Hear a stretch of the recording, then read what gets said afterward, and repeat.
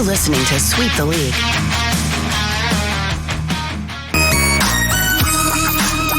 Hey, this is George Iceman Gervin, and you're listening to Sweep the League Radio.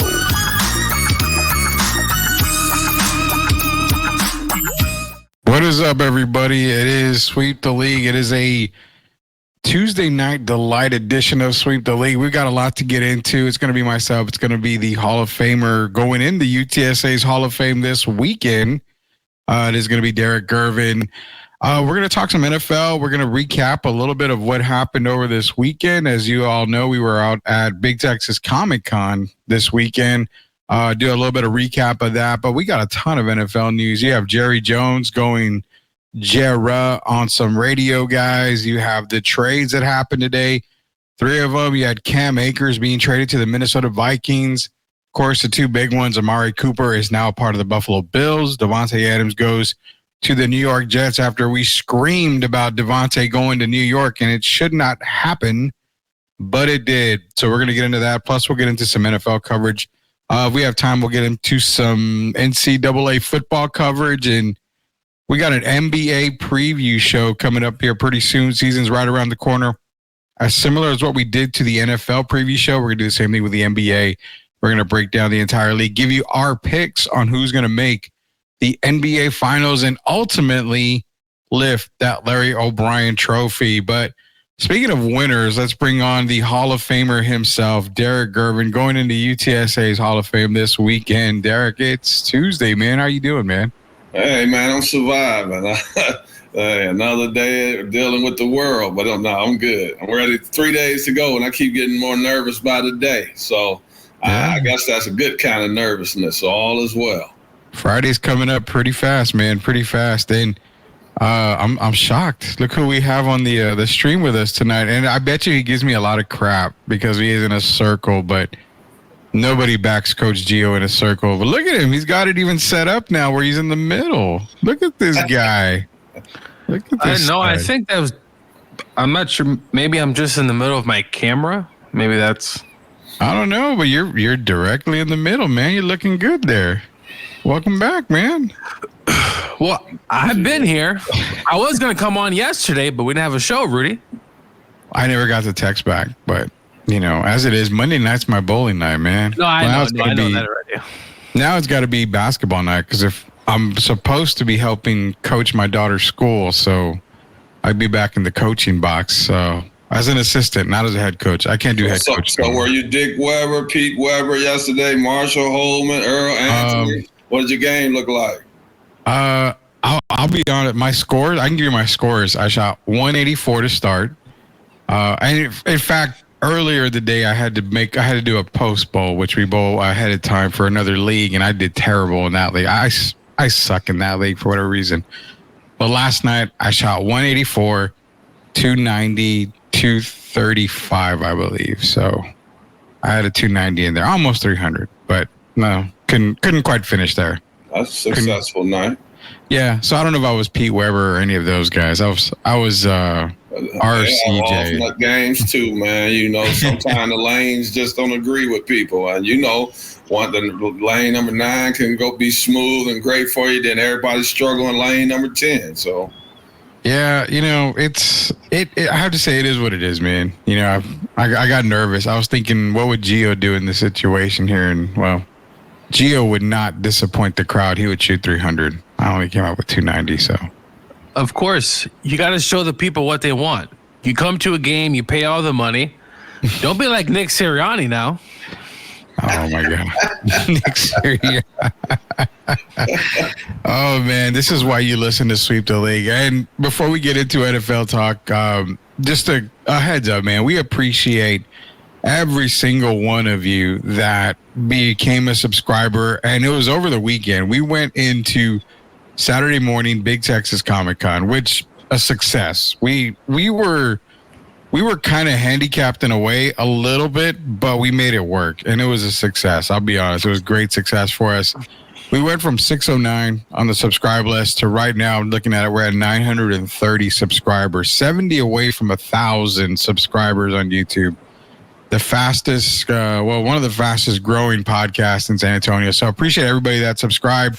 We are giving away a lot of stuff coming up this week. So for those of y'all that did subscribe, be on the lookout. We're going to contact some of you guys here that were new subscribers. So be sure to be on the lookout. We appreciate the success, man. Derek, you did a great job interviewing everybody out there, man. The videos are on YouTube and they're going crazy. I looked at them today, man. Actually, I had fun. That's the main thing. I don't know how great I did, but I know the people were very receptive, and they showed us love. So when you get 300 subscribers in one day, I mean, hey, we did a good job. Now we just continue to move forward from there. Keep pushing. Yeah, shout out to Jacob Eric. He was helping us on Saturday, too. Appreciate all the help he provided with us. He even did a couple of interviews himself. The guy has a little future in broadcasting if he wants it. Appreciate him. Tar Heels do not suck. They don't suck at all. No, definitely not. A couple days left, before the big day, Hall of Fame. Couple days left. Preview for college basketball, too. We'll probably preview college basketball as well. Right now, we're getting a date except for the NBA, but we'll get a date for college basketball. Too as well. I'm working on a guy to come on for college basketball talk. He basically covers the Big East, so we'll see if we can get him on here, Tim. Hey, Rudy, can I give a quick shout out? Since Tim mentioned that, I want to give a shout out to UTSA. I haven't met the new coach yet, Coach Clounch. So they sent me something yesterday. They're actually going to want me to come out and talk to their players. They're in Southern California. They play USC tomorrow. And then Eric, maybe you can go talk to the football team too. Well, hey, man. Hey, Gio, honestly, I was supposed to get on Jeff Traylor's show last week, but I had to tell them, can we do it another day because we had Speedy Claxton on the show. So we rescheduled. But I would like to talk to them, man, because after that Rice game, a few words of encouragement can go a long way. Oh, yeah, man. Definitely a lot of encouragement, man. That the program's just not what it is. And actually, at the end of that game, there was a brawl, if I'm not mistaken, between Rice and UTSA. There was an announcement today that Lisa Campos was going to basically reprimand. They were taking care of it in-house, so they were going to reprimand a lot of the people that were involved. But not a good look for UTSA right now. Definitely. I think Jeff is probably. I assume he's going to be leaving. Well, I don't know. I mean, what is there else to do here? I mean, I'm not trying to be mean or anything. I'm just saying, like. No, I mean, I'm not saying you're going to be mean, but I mean, do you really stay and rebuild? I mean,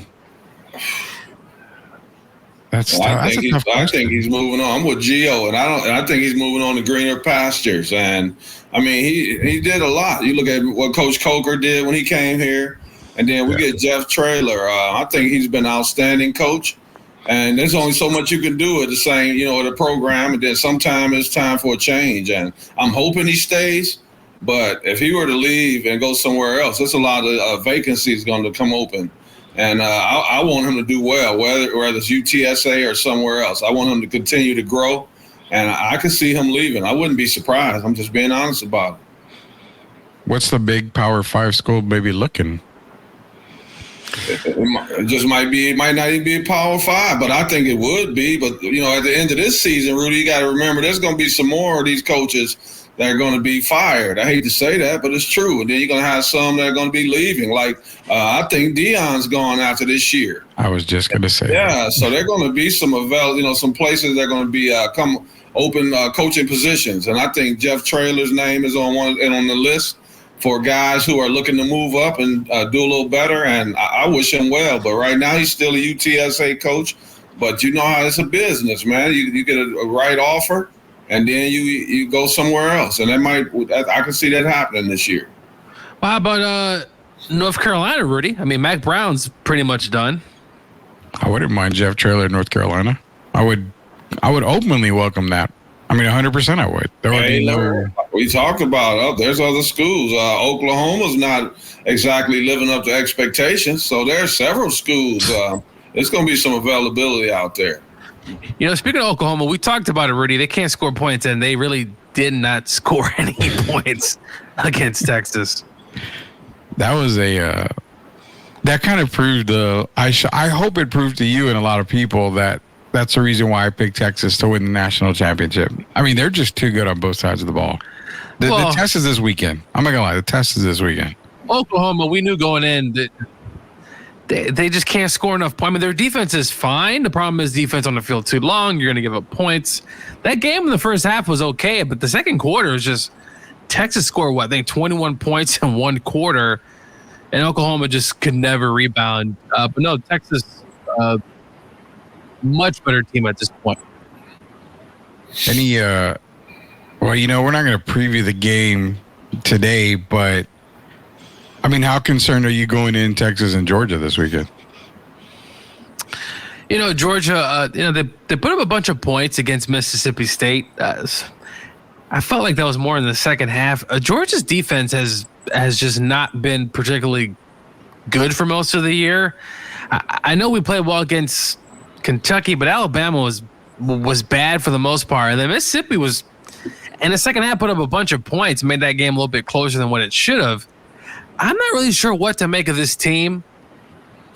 This team doesn't seem focused. They got some injuries, obviously, on the offensive line and in the secondary. But I got to see something from them, man, because I just don't see the edge that I've seen. But it's hard. When you keep graduating players every year and guys leave to the NFL early, it's hard to reload every year. You can keep bringing guys in, but it's just time after time, guys are leaving, and the guys get suspended. Georgia's known for that. It seems like every week there's some guy in the news for speeding. Right.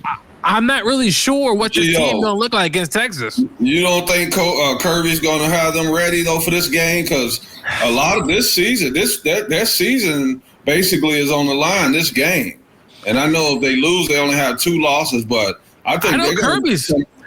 I mean, we've seen it shake up with them in Alabama. We did. A lot of people didn't think Alabama could lose. I like Texas. I've liked them all season, but sometimes you can get a little overconfident, I'll say. And Texas has had some games. They didn't look really great. They were the better team on the field. So they won the game going into the game, but they kind of struggled. I think Georgia's going to be ready. I'm not saying they're going to win, but they're going to put it all on the line. Ready. The offense is starting slow, Derek. It's a lot of slow starts. Not seeing, and I don't know if this is a Mike Bobo, his offensive coordinator, or it's just personnel issue, but the offense is just starting slow. And against Alabama, it started very slow. We didn't score until basically the second half. So this is a team that needs to start fast, because you get behind 8 ball against Texas, is going to be in Austin, obviously, so it's going to be a large crowd. Georgia needs to really come out and really show up, because I just feel like they've just been kind of going through the motions, even at Alabama playing a big game. But we did see Ole Miss lose, right, to LSU. We did call it, me and Derek called it. Rudy was sipping on the Ole Miss. Did I? I think I did. I think I did take the Tigers. Did I take the Tigers? I swear, I thought you picked Ole Miss. I probably did. Yeah, I probably did. I'm not gonna lie, I probably did. But anyway, yeah, I'm not sure, Derek. I just against Mississippi State, a team you should have handled. Now, granted, Mississippi State actually played Texas pretty decent in that first half. So I guess maybe, it was, but man, it was something's missing from that team. The house make games, man. That's why they play the game. We'll see. Yeah. Should be a good game. Yeah, that's why they play the games, man. It's going to be a good one in Austin, Georgia, Texas. Our college football preview is going to come down on Thursday, so we'll preview college football this week for Georgia, Texas, and all the big games coming up here pretty soon. Tim was asking real quick about Coach Traylor. That FSU job might look pretty good, being it's a Power 5. I mean, there's money behind it. I don't see Mike. I just don't. Florida. You don't think Mike Norvell is going to be fired? No. After what he did. Dude. No, a lot of guys left. The quarterback situation, I think he earns himself at least another 1 more year. At least 1 more year. I mean, he just basically went undefeated. Now, but what if they don't make a bowl game? That's possible, man. I mean, they'll make a bowl. You go from an undefeated year, and I understand Jordan Travis was injured. So, I mean, he didn't make the championship game, but You go from an undefeated season, you add one of the off-season's better quarterbacks, supposedly, and you can't even make a bowl game.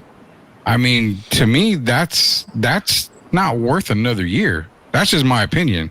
If we're calling it out, that's what I'm saying. It's not worth another year. I think it's worth just one more year to see what he got. I mean, a transfer coming in, we'll see.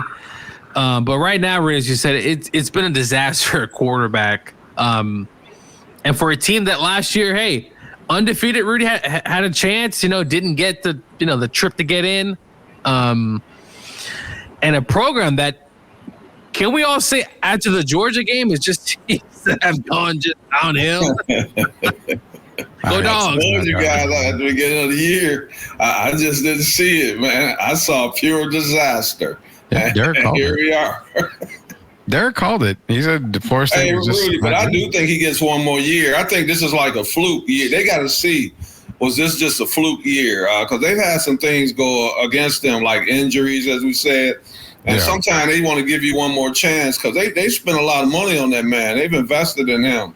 And sometimes that's what I'm saying. Yeah, you got to see, was this a fluke or not? Now, if he gave him a contract extension too, Derek. So I mean, I don't think you really can get rid of him right now. Yeah, so if he were to bomb next year, then it's no ands, ifs, or buts. That's all I'm saying. It's kind of like Mike McCarthy, but we'll get to that. At some point, you just say, enough is enough. I understand that completely. I see all side of the story there. I do see it. New contract. You got to give him at least a couple of years. But I mean, health wise, injury wise, they didn't start the year with any injuries. I mean, if there were, they weren't significant injuries. They got someone. Yeah, I mean, the mental side of things is bad. DJ, we'll call him DJU because I can't pronounce that last name. DJU, I mean, he came in as a highly touted recruit. I'm sure NIL paid him some, they paid him some good NIL money for him. But I mean, I would have thought that he would have been a lot better in that system. And we saw Jordan Travis, similar style of play, and he was successful. That's why I don't know. I mean, if they don't make a bowl game, they've got to be talking behind the scenes. Even though you paid the guy, if you don't make a bowl game, they have to be talking a little bit. I mean, there's got to be some chatter. There has to be. Also, are they going to stay in the ACC, right? There's been some talks. Yeah. Are they going to try to jump ship? I mean, if they do leave the ACC, Rudy, where do they go, you think? What conference do you think Florida State ends up in? It's so crazy. It's so weird because they've been in that conference for so long. I don't. Are they going to the Big 12? What about Oregon? Did you ever think you'd see Oregon and USC in the Big 10? I mean, I don't think. Do they go to the Pac-12? I mean, it's an idea. Is that an upgrade? No, well, actually, I think it would be an upgrade for them because the Pac-12 would be considered a Power 5, and they would probably be one of the better teams in the Pac-12. So they don't have to face Clemson or anybody like that. I don't think they'll go to the SEC or Big 10. I think those schools are good right now. Good God, no. The Big 12 is probably the other one, right? That would maybe make sense. But they would have to. I mean, they're in Florida, right? So it would. Cause think about it, UCF is in the Big 12, Rudy. So I guess it would make a lot of sense for Florida State just to stay basically there. But I guess we'll see because that's another kind of domino effect. It is. We'll wait and see what happens with Florida State. I mean, that job could be available. I mean, Derek and Jill say no, probably another year. But I really think if they don't make a bowl game. I mean, hell, if you can't make, the Charmin Toilet Bowl game at the end of the year, then there's got to be something wrong if you can't even get some of the players, sometimes it depends on too how you're dealing with the players. If the players are listening and they've been receptive to him as a coach, a lot of times those players don't leave. They don't enter the portal, and they give you another opportunity. If it's to the point where now the players have tuned him out, those are the type of things you have to look at before you remove coaches. Yeah. And I think it depends on how receptive the players have been to him in the locker room. If they all tuned him out, of course, then he would probably get fired. But relationships matter, and I think sometimes they give you another opportunity. If you kind of reach the young people and you're making them into, ready to be good citizens out there, and then you factor in the football as well. But sometimes the relationships matter that you have with the players. Yeah, it does. And I think if we're talking jobs, I think Dion is probably the only one I can consider probably gone, and not because he's going to get fired. I think, like I said, once Shador's gone, his other son's gone, Shiloh, Travis Hunter's gone. There's no reason for Dion to stick around. What about Lincoln? Oh, well, yeah, that's another domino. Lincoln Riley. I mean, they're not exactly tearing it up. Well, I think you get to a new conference, right? And we talked about the Big Ten, guys. It's a physical. The Pac-12 wasn't necessarily a physical conference. Though we did see Oregon obviously beat Ohio State, but I don't know about Lincoln.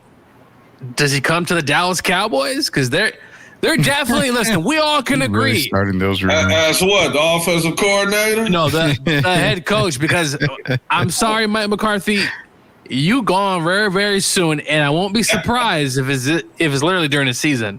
Yeah, it's getting to that point. Yeah. Hey, I'm ready. When you ready to talk some NFL, man, I'm ready. Oh yeah, we're definitely gonna talk some NFL. We're gonna save the college football talk for tomorrow. Also, just a heads up, our NBA preview show is gonna be dropping pretty soon here.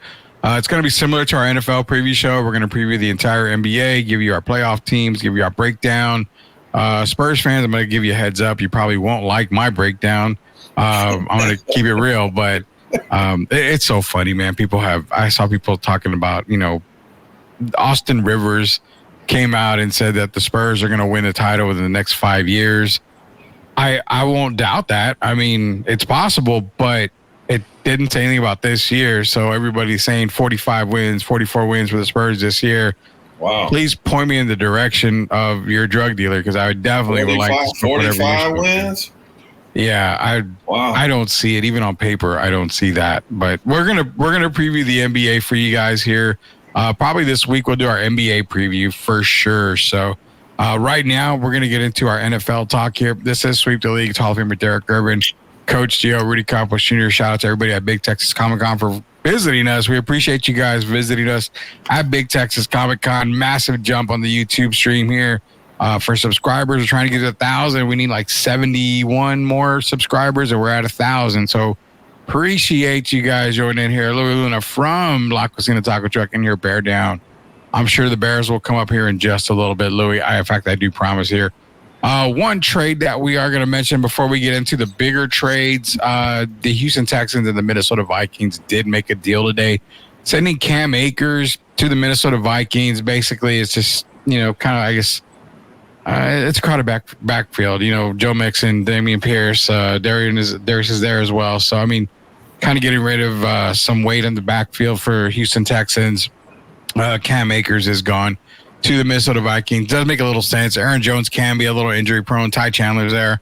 But also, Cam Chandler, former Los Angeles Ram, of course, Gio's favorite team, which is not doing very well this year.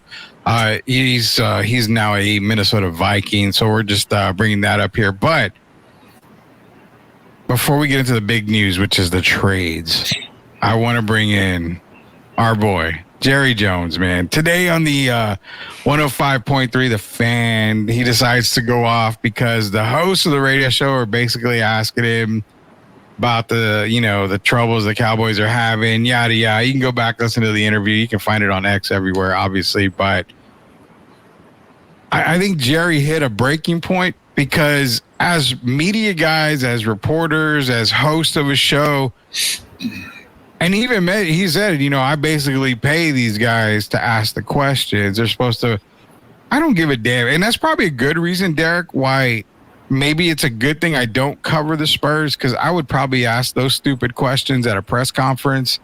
And I know for a fact a lot of, coaches and a lot of people don't want people asking certain questions. And I get it. But, I mean, you're not doing your job if you don't ask the hard questions, especially if you're the owner of a team that is America's team, that hasn't seen success since Gio was like 5 years old.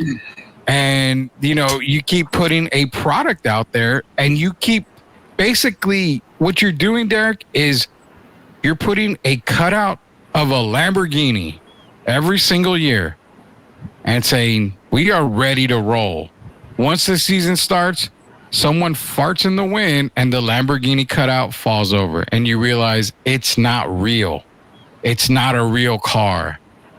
It's to the point where fans are getting frustrated. People in media are getting frustrated. Now you see Jerry get frustrated. Is it right or wrong for Jerry Jones to take it out on the media now because he's just a whack job of a damn GM? It's wrong, and that's what I was going to say, that the guy, he's the owner, but he's also the general manager. That was a question that you would ask any other general manager who continues to struggle. That puts an unfinished product, I'll say, out on the field. There's a lot of expectations when you have the name, the America's team. And the guy was just doing his job, man. And the guy actually handled it very well, like a professional. Because he could have got heated himself about that. Just the fact that Jerry was talking down to him. And then to say, I'll have someone else come in and interview me. And he was basically threatening the guy's job. And that's the biggest issue I had, man. I thought that was very unprofessional. But if you also remember, he tried to have Goodell exited out, if you remember that. That's right. I forgot about that. Roger Goodell went against Jerry Jones and spoke up, basically. He wanted him, the other owners, to get on board to remove him as the commissioner. And so we've seen it again now. Now he's got the general manager hat on, and he got offended. The guy asked a professional question. I thought it was a very good question, and Jerry came unhinged unnecessarily because it's his fault that what we're watching right now, Jerry Jones and Stephen Jones. And it's not the reporter's fault, and I thought it was very unprofessional. Very unprofessional, Gio. Typical Jerry. Typical, not surprised he would do this. But to do this on the radio, basically saying if you don't ask better questions, you're going to lose your job. And to Derek's point, I thought the guy handled it very well, because if he could have called somebody else, Derek, who's from a different demographic, Jerry would have got cursed out on live TV. I mean, it was rightly warranted, but I'm glad the guy handled himself with professional. But this is ridiculous from Jerry. Your team is pathetic. You didn't do anything in the offseason. Yes, someone needs to say something. You bring Ezekiel Elliott as your big-time free agent acquisition? Really? And you're all in, Jerry? On what exactly? Your offensive line, it looks like a shell of itself. And you're sitting here, don't want to ask the tough questions. First of all, why do you have your own show to begin with? Like, right. Why is the owner? He's the only owner, probably in sports. I don't know if the Clippers owner, I know he's a very fiery guy. I don't think he even has a show. Dude, get off the air, Jerry. Stop it. But it's typical Jerry Jones behavior. Typical. And I think he likes to hear that his team's in the news, because I don't think he cares about winning and losing these days. Hey, Gio, I'm sorry, but don't you think that's never a good thing in the locker room either now, right? Because now you're going to have players on edge. And when you need to be sticking behind your players after we just saw that game against the Lions, then that was ridiculous. So now the players, they're going to be kind of sensitive now and afraid that their jobs are on the line. I just think he was totally out of pocket, man. And he needs to come on publicly and apologize, first of all, for his behavior, and he needs to apologize to that reporter, because that's basketball. I mean, that's above the line there. That's not football. Jerry made things personal. And he needs to apologize to that man. I completely agree. I want to hear from the coach. Why do we keep hearing from the GM, the president? It's all about Jerry. Jerry, just take a back seat. Those 3 Super Bowls you won, that's a long time ago. And to Rudy's point, yes, I was 5 years old. That's a long time ago. I'm about to be 35. I'm going to be 35 years old, Jerry. Stop it.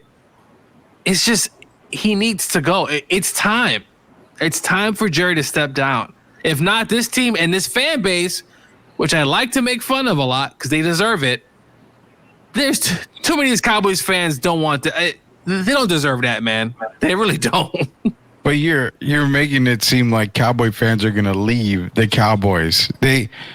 I see it all the time. I am tired of this team. I'm tired of supporting this team. I'm tired of that. But the moment they go and they beat the Carolina Panthers, oh, the boys are back. The boys are back. We're back in playoff contention. Season's over. You know what? We screwed up. Oh, F Jerry. McCarthy needs to go. Training camp rolls around and it's like, it's our year. It's our year. It's our year. I'm not saying don't support the Cowboys. You support whatever.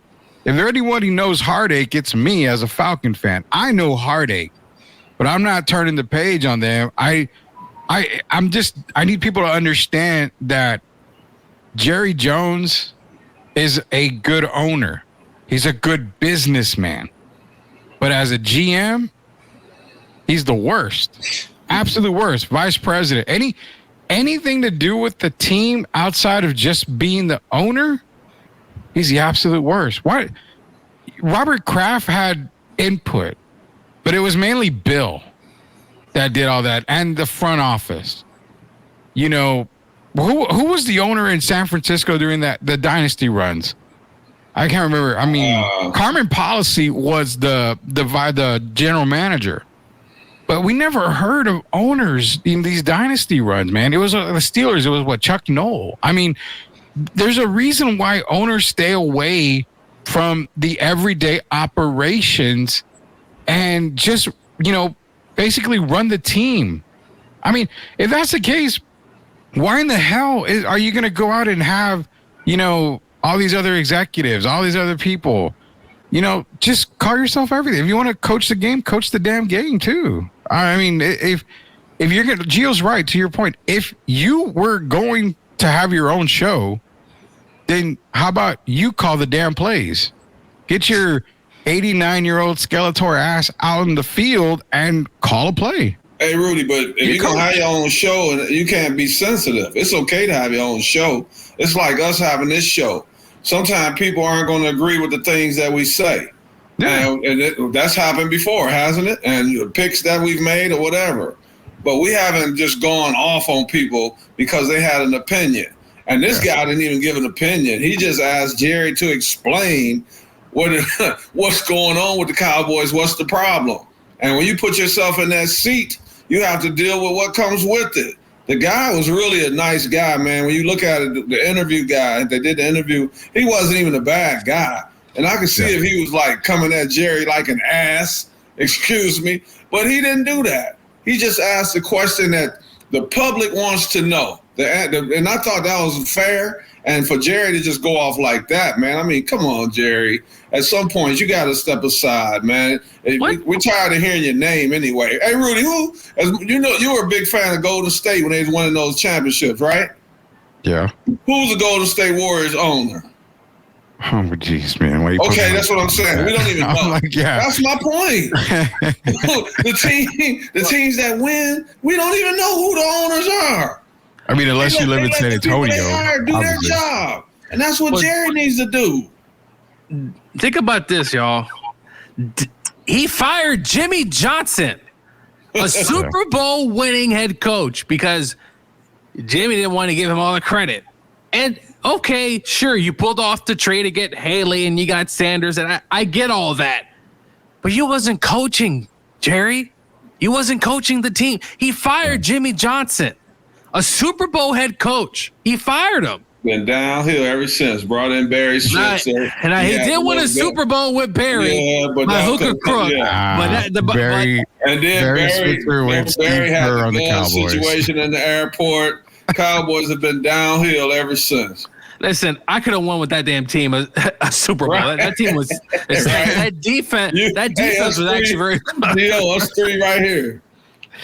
You go ahead and you could be the coach. I'll do the defense or offense. Rudy, you go ahead and defense or offense, and we could have won with that team. They had a lot of coaches. They had North Turner. Listen, they had really good assistants on that team. Barry came in and kind of just, and Troy Aikman even said it. Troy didn't particularly love Barry's style. Barry was very laid back. He wasn't really getting on players, right? So Jerry could have brought anybody in. He could have brought Jeff Fisher in, and they would have won a Super Bowl. So Jeff Fisher. Jerry, stop it. God. It's time to let go. Listen, he's a great owner, profitable. It's the most profitable franchise Over $10 billion. Yeah, in sports. So that's great, but he ain't got no rings. So for over 20-something years. So what is it? I mean, I don't know. It's crazy, man. We get some comments here. James Horn, appreciate you joining us, James Horn. He says Jerry needs to go. Tim's saying, James Horn is correct. Everyone's saying that on First Take. Joseph Austin's in here. Appreciate you joining us, Joseph Austin. Another person that's brand new here for Sweep the League. Dallas has played the two best teams in the league, and it showed. Baltimore and Detroit. I will not disagree with that. Jerry loves being on camera. He was actually on radio today, but yeah, I mean, it was camera and radio. Joseph, support Dallas, not a thing. Yeah, don't support them. The moment they draft Taco Fall. Is it not Taco Fall? What was that Taco guy? They did draft somebody that was named Taco, wasn't there? Was it Charleston? Was it Taco Charleston? Yeah, I think it was Taco Charleston. Super Bowl, yeah. It was mainly Brady up in New England. Brady and Belichick, definitely those two guys. Jerry focused on Arkansas basketball. Joseph's back in here. It's true. I hate to watch sometimes. I think a lot of people do. You don't see Brian Wright on camera every Spurs game. He's staying behind the scenes. So basically on the Jerry thing, I mean, if you're going to be the guy, okay, so fair enough. Can we all agree on this? If you're going to be the face of the franchise and not a player, then all criticism should be directed to you and you should just take it. And if you get pissed off, you get pissed off. But here's the thing. If they're going to criticize you, why don't you ever defend it? When they ask you, well, why did you do this? Why did you bring this player in? How come your offense is struggling? How come your defense is struggling? Why does it? I mean, those are typical questions. If you and I, Derek, walked into UTSA's press conference after a loss and we asked Jeff Traylor, I mean, yeah, it may not be the best time to ask him, but, you know, hey, Jeff, your defense has been really struggling the past couple of weeks. I mean, is there anything you want to change about it? I mean, do you feel like maybe mixing up the coaching a little bit, maybe do a different scheme or something, get with your defensive coordinators? Do we expect him to come after us and, you know, be pissed off that we asked him a tough question like that? Hey, Rudy, and I got to say, I kind of understand his frustration, but he still didn't handle it well. Because remember, it was also his birthday. Oh, man. And that's the worst loss they've had in, 35 years at home? Well, happy birthday, Jerry. So I know I can understand him being frustrated about that. And then you got the fans. I believe that it sounded like there were just as many Detroit Lion fans as there were Dallas fans. Seriously. Yeah. And if you go back and look at the game and just look back, it was a lot of Detroit fans cheering. I don't know if they became Detroit fans that day, but there were a lot of Detroit fans. So I could understand his frustration, but still, we have to be professional, just like we have to be on here. Fans aren't going to always say the things that we want to hear, and you know, but we still have to handle it like professionals. Yeah, that's true. Hey, man, the Drew Show. Appreciate the Drew Show joining in. It's been a while since we had him on here. Don't blaspheme the bootleggers boy.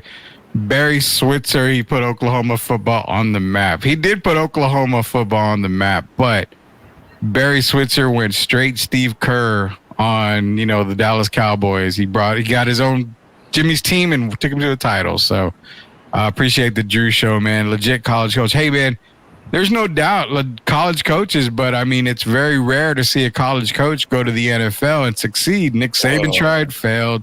Pete Carroll was one, but I mean, he was an NFL coach before USC. But you got, hey, Rudy, it helps when you have Billy Sims and J.C. Watson, those kind of people too. Yeah. So, I mean, well, Jimmy Johnson was good. I mean, Jimmy's one of the lone guys to come out of college and then be successful in the NFL. One of the lone guys, just like Parcells was great too. Hey, do you think? What about Bill Parcells when he was with the Cowboys? Why did he end up leaving?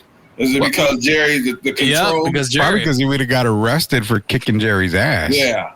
Yeah, him and Parcells he just got tired of Jerry. It's just too much. He's doing his own thing. He's calling press conferences. Parcells doesn't want that. He doesn't want his owner doing that. You imagine having a press conference and you got Bill Parcells sitting at the podium and the owner's doing the talking when you're talking football instead of letting Bill Parcells do the talking. I mean, come on, man. That's terrible, man. Appreciate the Drew Show joining in here. And yeah, Jerry Jones, I mean, you know what? It is what it is, man. You want to be the main guy. You want to talk about the game. You know, we hear maybe 5 minutes from McCarthy. We hear 55 minutes from Jerry Jones. We don't hear from McCarthy. That's amazing. Hardly ever. He's the only. You know what? If you don't look up the actual video, you never really hear any sound bites. They never really show him at all. We heard more from Jason Garrett, Mr. 8-8. Jason Garrett. Oh my God. Think about it. We saw Jason Garrett every week, basically talking.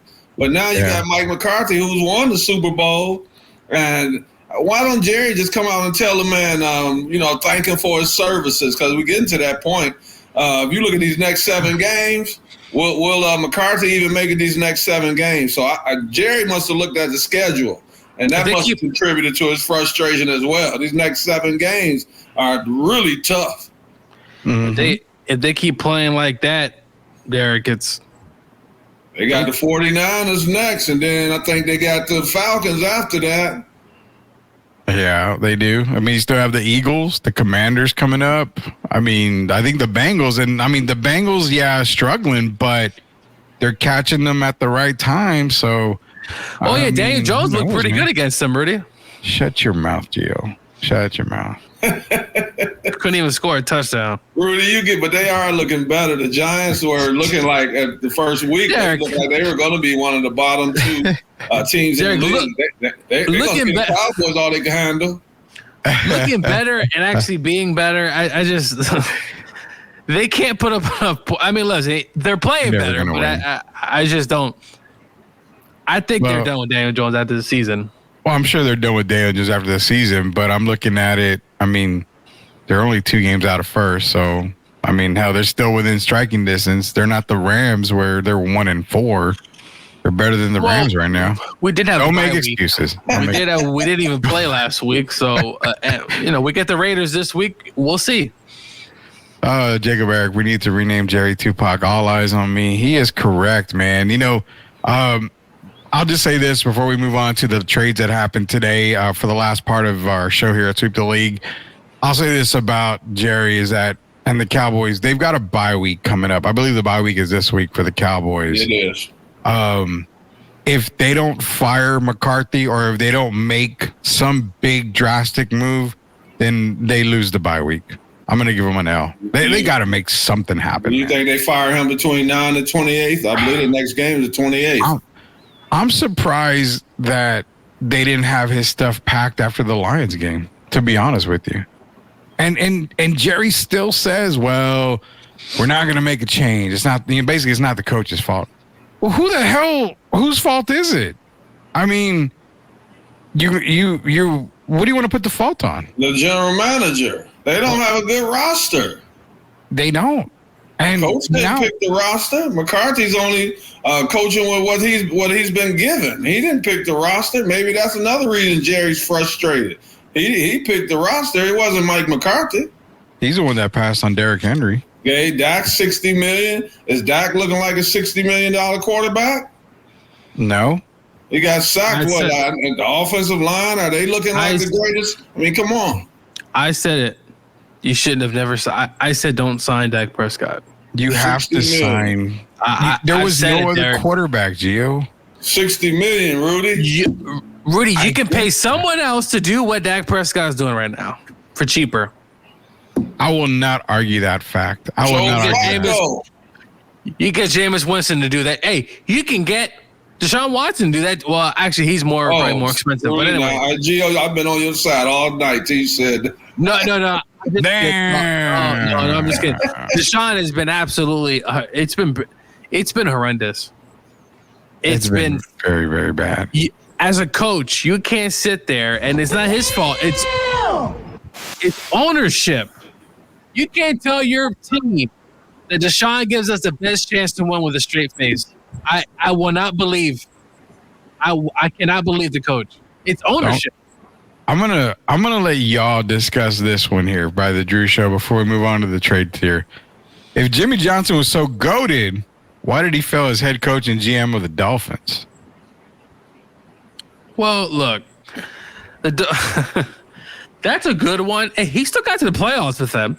So I wouldn't necessarily say it was a failure. Obviously, you got Dan Marino. They ran into the buzzsaw as the Broncos. Did they let Jimmy make the moves that he wanted to make? I'm sure Jimmy got what he wanted. Pretty much, I would believe, yeah. They never really had a running game, though. I don't know. It just never worked out. That's a tough one. I mean, it is a tough. I mean, okay.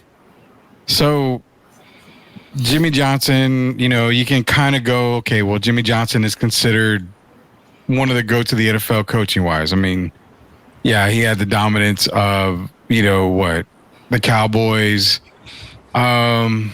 But then you kind of go, is there any other coaches that had so much, were so goated that they go somewhere else and fail?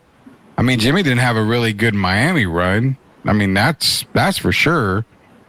Anybody? I can't really think of anybody else that maybe went out. Parcells, maybe? I mean, he won with the Giants. He didn't really win with the Jets. He didn't win with the Cowboys. Well, he did get the Jets to the AFC Championship game against the Broncos with a team that was, I think they won one game the year before, maybe two, or it could have been 2 years prior that he got there. But it was a really bad Jets team. He did get them to a championship game, and the Cowboys did get to the playoffs. Unfortunately, Tony Romo's fumble. Against Seattle. Against Seattle, and I think they lost to the Carolina Panthers, if I'm not mistaken, too, in a playoff game. But yeah, he did.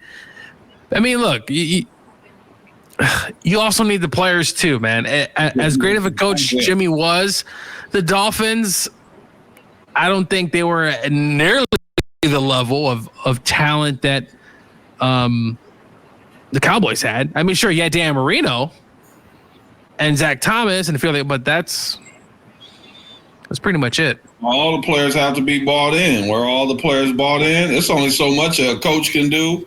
In a lot of situations, we talk about top coaches, and then it's the same with general managers. Sometimes it just doesn't work, but that doesn't, make you stop being a great coach.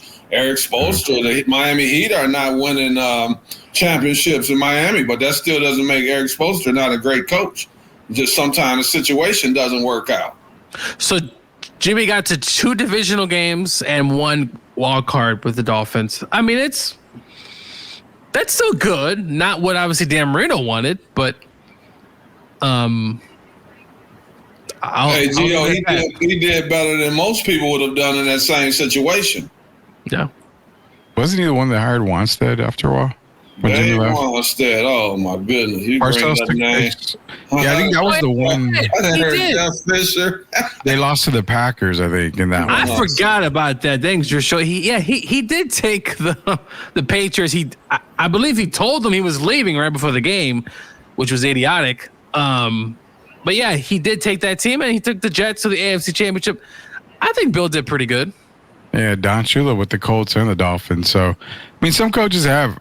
Again, with Jimmy's case, I don't know. I mean, I've always, it goes back to Super Bowl with Pittsburgh and Dallas. I keep making the question and comparison. If you put Neil Donald on the Cowboys and you put Aikman on the Steelers, do the Cowboys still win the Super Bowl? I think so. Neil Donald's, I think the Cowboys still win. And so, I mean, the lineups that the Cowboys had during the Jimmy Johnson days, I mean, they were really loaded. They were stacked. Well, he didn't have Devontae Adams or Amari Cooper, man. I think Jimmy was just in the right place at the right time until Jerry fired him, basically. So Tim thinks I'm wrong on everything. I appreciate that. I'm wrong on everything. Don't pay Dak. So you're right. Don't pay Dak. I mean, they're not going to pay Micah. They may as well just trade Micah away. I mean, there's no reason to pay him. You think they're going to? So tell me this, man. What do you guys think? We watched a little sideline show between Micah and DeMarcus Lawrence, and then both of those guys get hurt. Man, how often does something like that happen? Probably a little more often than we think, I would say. Two of your main guys have a disagreement one week and they both get hurt the following week? I mean, the timing of that definitely is not right. I don't think the timing's bad. It doesn't happen often like that, but the argument, I definitely think happens a lot more. Being injured at the same time, no. I mean, that's kind of a one-off right there, kind of a fluke, man. So, hell, there's talks of people were talking about Micah being traded to Detroit, and I'm like, no, you don't want that. No. You do not want that, like at all. If you're Detroit, you're focused on Hendricks or you're focused on Max Crosby. Even though the Raiders said we are not trading Max Crosby for, however many first-round picks. When a team says that, but why wouldn't you want Micah? Usually the opposite. Detroit. Well, Max is a Detroit guy. He's from Detroit. We're going to get Max. You watch. What do you expect him to say publicly? After that pushing incident when he shoved the assistant coach?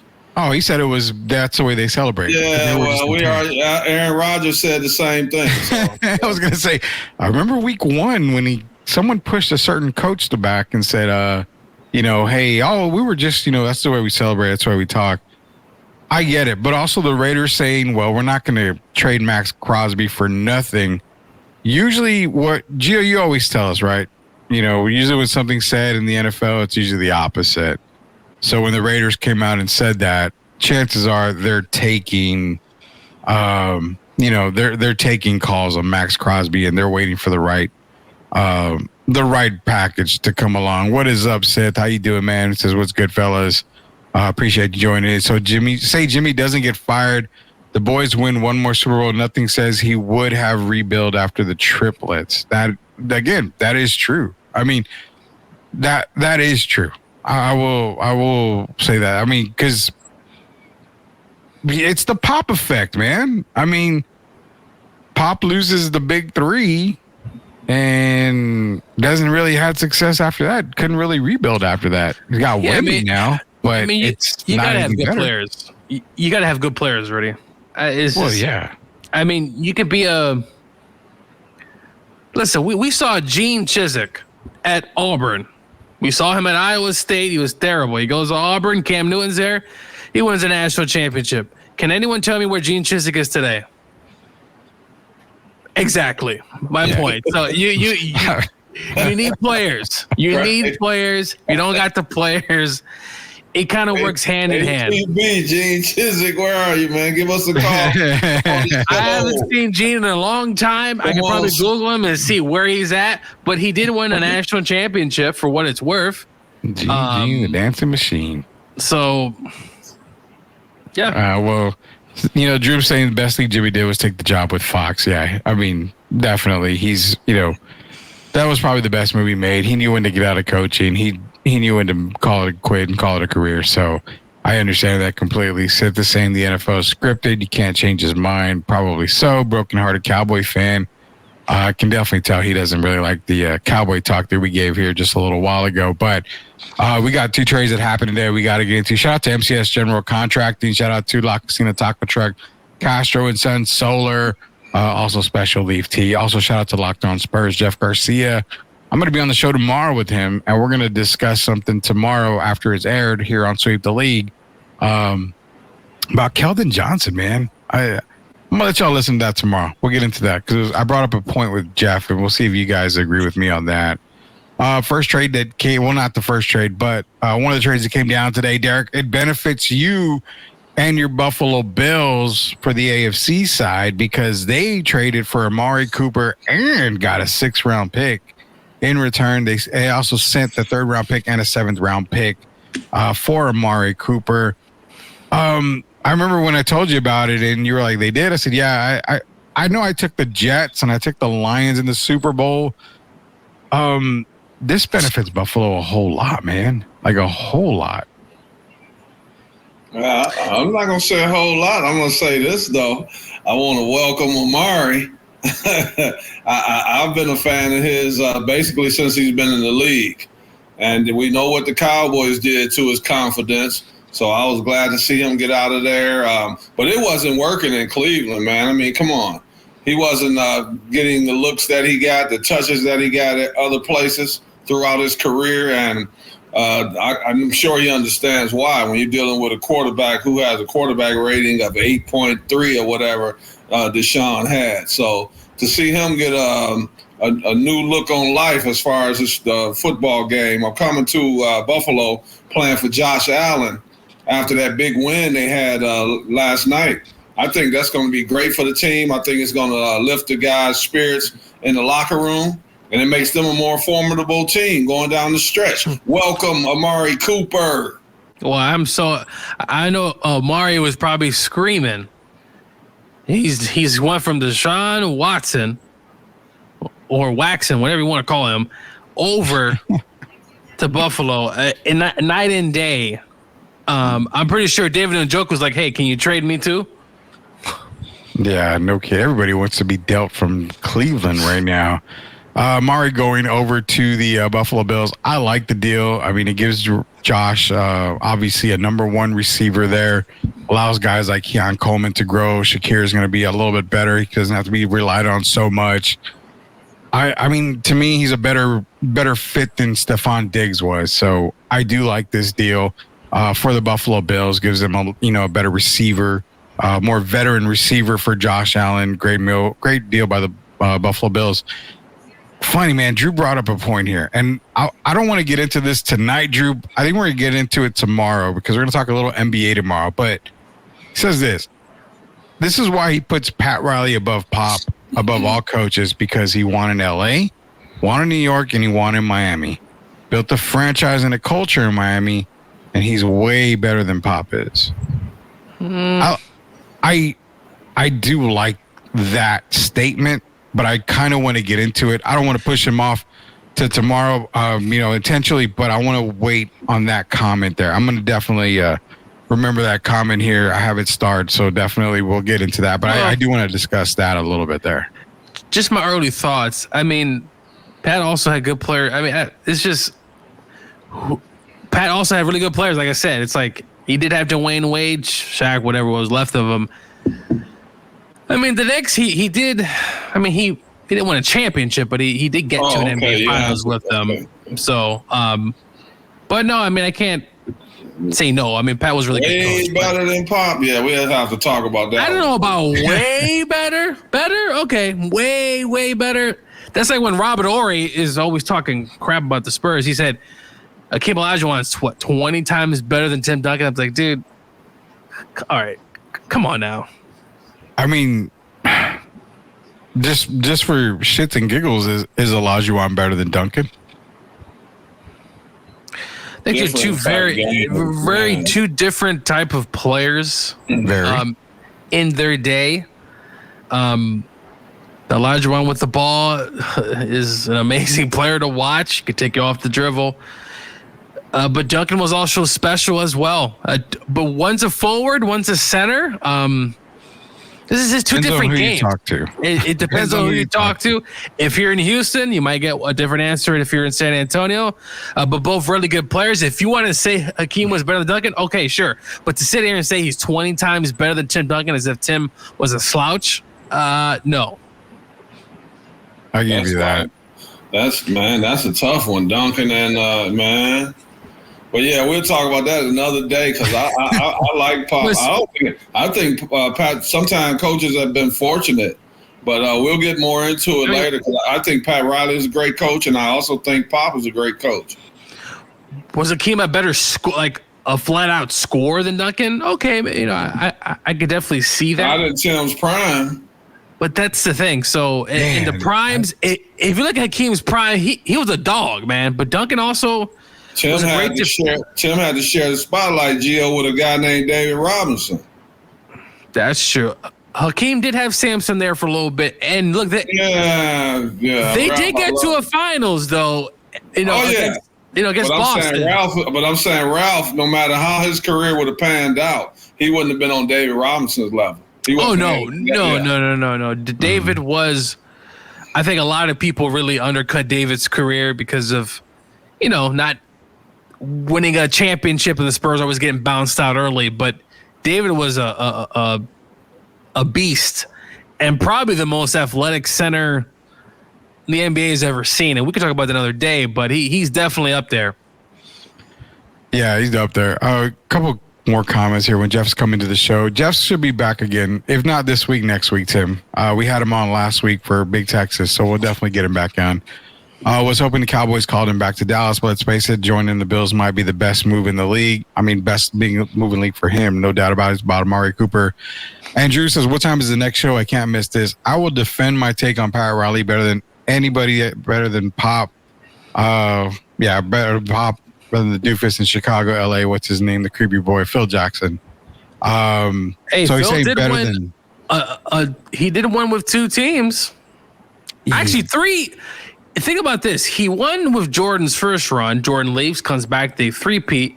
Wins with Shaq and Kobe, leaves, come back and wins with Kobe again. I mean, that's pretty impressive. Well, I'm going to allow him to defend this point. You know, so Drew, to answer your question, we are on Monday through Friday. Normally it's Tuesday, Thursday, and Fridays we're live at 9 p.m. So we start live about 9 p.m. But tomorrow night, we're going to be on at 9 p.m. as well. We're going to do a 9 p.m. tomorrow. So tomorrow, be back tomorrow, Drew. 9 p.m. We'll be live again for Sweep the League tomorrow at 9. So definitely join us.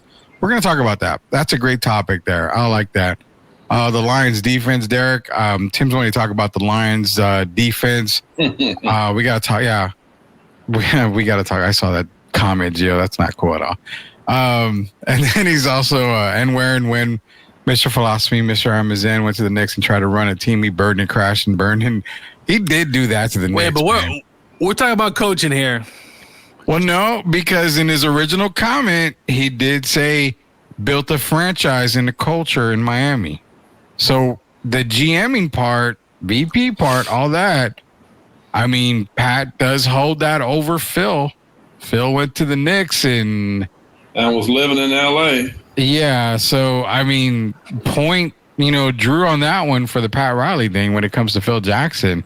I don't think the Chiefs three-peat. They brought to a killer Baltimore Ravens squad. They're not going to three-peat. The Chiefs are the worst undefeated team in the league. I mean, they've gotten lucky a lot of times this year. I'll die on that hill.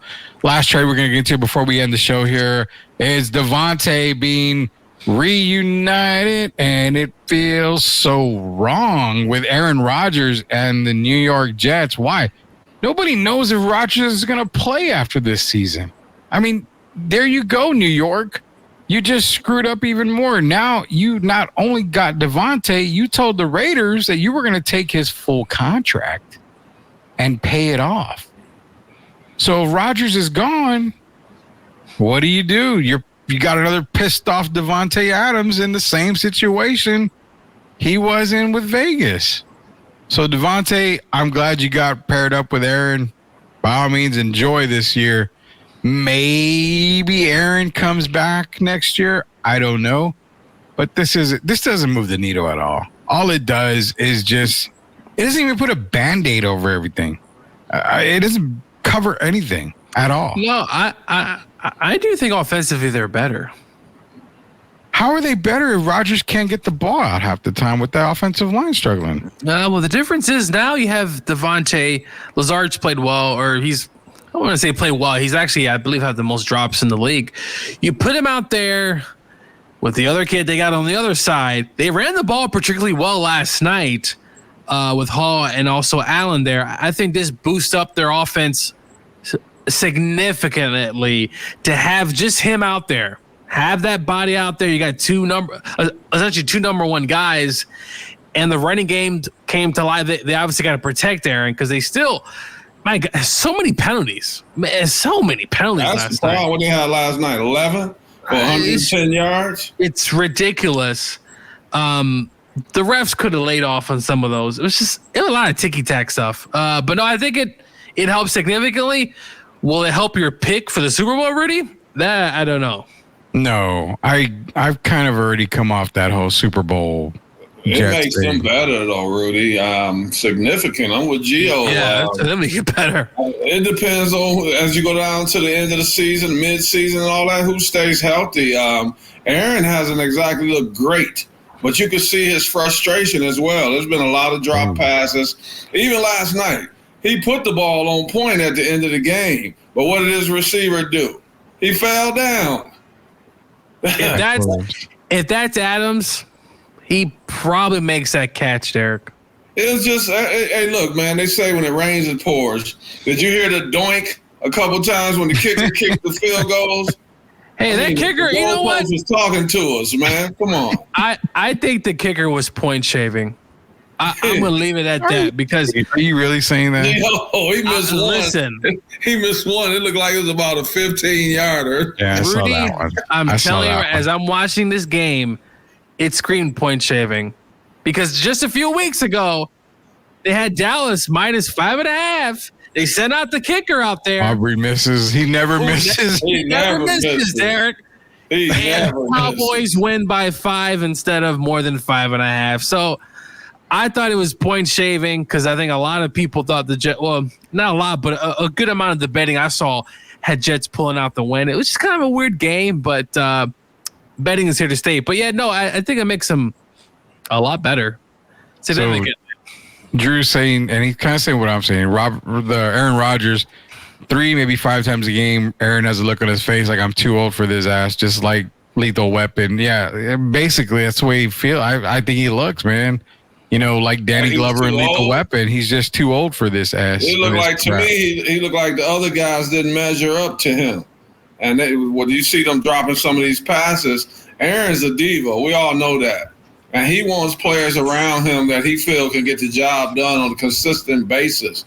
And I think bringing in Devontae, who was he throwing the most touchdowns to in his entire career? Devontae Adams. So I think I was going to argue that. I was going to say Jordy. But I'm just saying, I think that makes the offense click better. Sometimes the players, Gio, tell me if you believe this, honestly. Sometimes when things aren't going well, you got a situation, you just fired the coach, right? And then you still got Aaron being the diva that he is. Sometimes players just don't go all out for you. And I'm talking like offensive line. They just don't play as hard for you, kind of like they're doing for Deshaun. I don't think Cleveland's offensive line is playing as hard as they could. They don't like Deshaun Watson. And sometimes I think that hurts the team. We just being honest. People say they go all out 100% of the time, but we know they don't. And I think now these guys have something to play for. They got a new offensive coordinator. They bring in a guy who we know has been basically all-pro when he's at his best. And I think that lifts the spirits in the locker room. And I think it'll help the team on both sides of the ball. I think it makes the Jets a better team. Don't you think this handicaps the Jets, though? Going to next year? Yeah, I mean. But they brought Devontae in to win this year to win now. I don't think they're looking at the future. They brought him in to win this year because, like you said, we don't know if Aaron's going to be back next year. So I guess that's why they fired the coach after 5 games. They're trying to win this year. So the fair question is this: can they beat Buffalo? As stand, can they beat Buffalo right now? On any given Sunday, man. You know how this game goes. I do think they can beat Buffalo. Can they beat Baltimore? Yes. Yes, because you still believe in Lamar more than I do in the playoffs. Really. No, I don't. You know who Lamar is to me in the playoffs? I won't say he's at that level, but Lamar is James Harden so far in the playoffs. He still has trouble throwing through tight windows in the playoffs. He does great in the regular season, but things are different in the playoffs. And until he proves otherwise, yes, the Ravens are beatable. They brought in Derrick Henry. We all know that, but they still, man, the Ravens are one of those teams that have fallen short, just like Aaron's teams were falling short. But I'm only asking this, like I said, for the Jets only. I mean, yeah, okay, you said they can beat Buffalo. You said they could beat Baltimore. Can they beat Houston? Defensive side, similar to the Jets. Very, very physical on defense. Offensive weapons similar to the Jets. Obviously, Rodgers is is the more experienced quarterback. But can they beat a Houston team? The last one is Kansas City. I would give them the nod over Kansas City. I don't believe in Kansas City, but the three teams you got to look at. Can they beat a Buffalo? Can they beat Baltimore? Can they beat Houston? The thing is that in the NFL, as Derek said, this isn't a 7 games. This is just one game. One game knockout. We saw the Texans get destroyed against the Vikings just a few weeks ago. So anything's possible. As long as you got Aaron Rodgers and you now got Devontae and you got what they have there, they can beat any of these teams in the AFC on any given. If there isn't a, Tom Brady, team out there or anything like that, these teams can all be beat. Hey, Gio, he showed he still got some magic though, right? He showed the Hail Mary. The last play of the first half. Oh yeah, that was nice. Still has that touch. So he still has the touch. He can still make plays. You obviously have to protect him. The offensive line, to me, Derek, that is the big concern.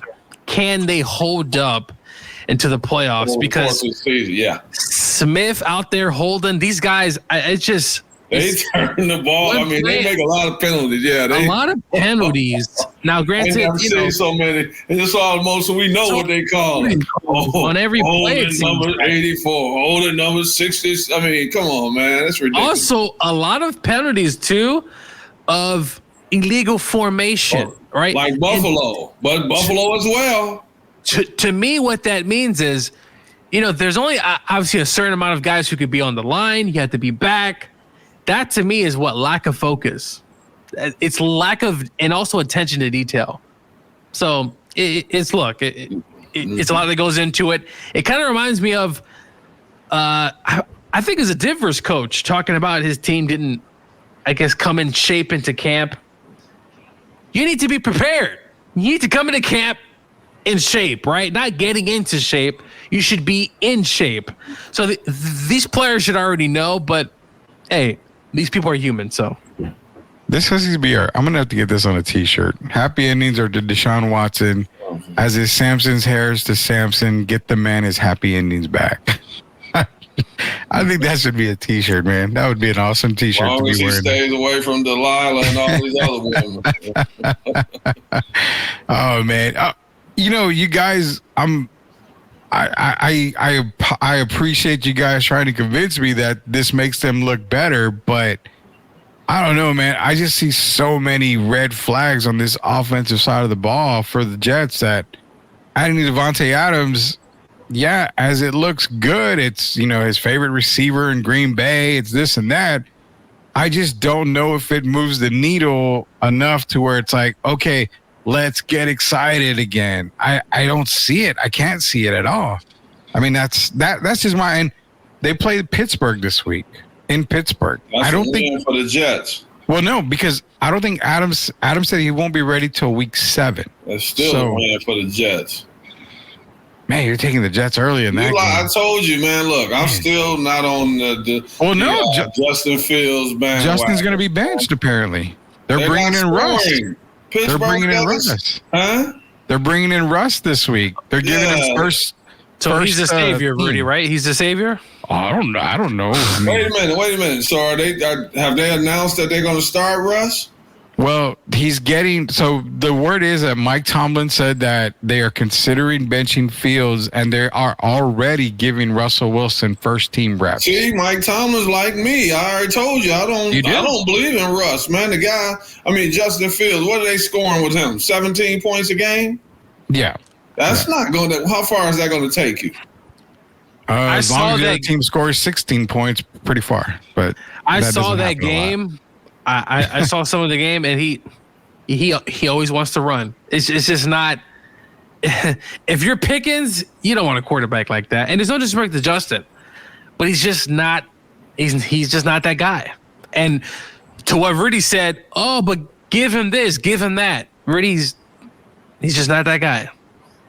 No. Caleb Williams is better than Justin Fields. Hey, look. Oh wow. As Rudy wanted to make a point about who Justin played. I'm not going to be on that board. Who he or who Caleb played. At the end of the day, he still had 4 touchdowns. So. He's getting better, man. I'm playing the card. I'm playing the card. Hey, Rudy, I picked Caleb to win Rookie of the Year after all that talk we did about him. I did pick him to win Rookie of the Year, and I see him improving. I see him improving week by week. As long as, you know what, if he plays the Panthers and the Jaguars every single week, he will be Rookie of the Year. He might even be MVP. Who knows, man? Wait until he plays. What does he do when he plays good defenses? He struggles. I mean, we got to understand the kid has played against Carolina and he's played against Jacksonville. I mean, hell, Daniel Jones looked good in a couple of games already. It's 2 NFL teams. Did the Panthers beat the Ravens?